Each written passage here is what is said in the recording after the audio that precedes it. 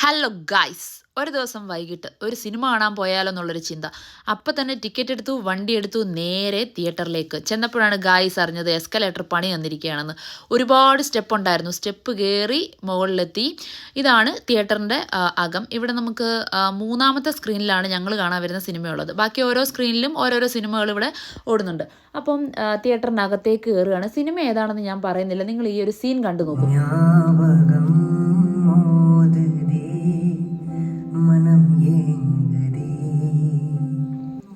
അതെ, സിനിമ ഇപ്പോൾ ഏതാണെന്ന് മനസ്സിലായി കാണുമല്ലോ. വർഷങ്ങൾക്ക് ശേഷം നല്ല അടിപൊളി പടമാണ് ഗൈസ്. കാണാത്തവരുണ്ടെങ്കിൽ എല്ലാവരും കാണണം.